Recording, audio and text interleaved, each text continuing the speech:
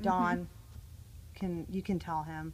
We're getting to these personal monitor mixes, and I'm supposed to eventually get one, but with the budget, I just said give it to everybody else who needs it, and I'll get one later. So in here, what you'll probably have is you'll definitely have singers. I always need them turned up because I need to know where they are, just to make sure they're with me at all times. And sometimes we're not, and then I think there's a little bit of bass in here because Garrett plays softer than Shannon.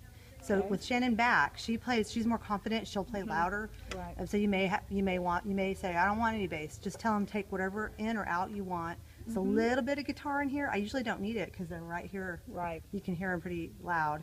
And then I don't have any drums in here because the drums are all mic'd, but you won't need them. Johnny plays. Right. Now when Hunter plays, I need a little drum in here.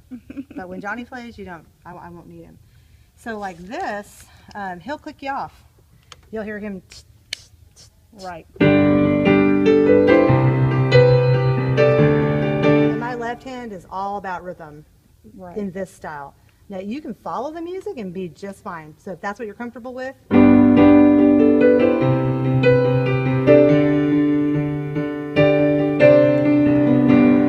I don't always follow what's written. Okay. So you play what you're comfortable with. I follow, especially with this style of music, I follow the chord charts a lot. Okay. Because you can just do inversions, right? So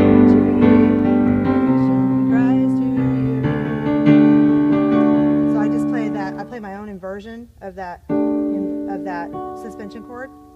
Worshiping in spirit and in truth.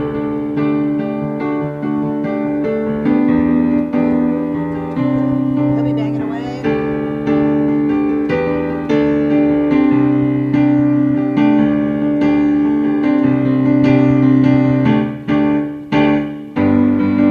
So you can do whatever. I mean, it's really free. It's really free. Rhythm piano to me is very freeing. So if you follow your chords and you're comfortable following your chords, it's very freeing. If you want to follow the music, that's fine too. I think I marked everything that we're not doing. I circled some of your repeats just so you would see them because I look at this all the time, but I know you don't see it all the time. This is building. This will go back, and then the only thing we don't do here is we don't go back. So I've marked out anything you're not doing. Thank you. And then you're just going straight to, we do this twice. We do this more than it's written because that's the recording that everybody's used to in their head. So we do, it's built in here. Because we're living for the glory of your name. Because we're living for the glory of your name.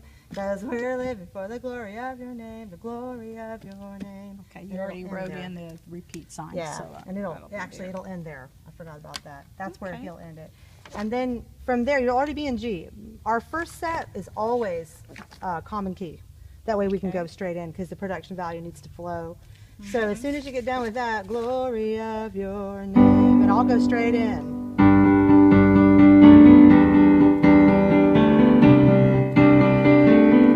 And then Johnny usually picks up second run through that intro.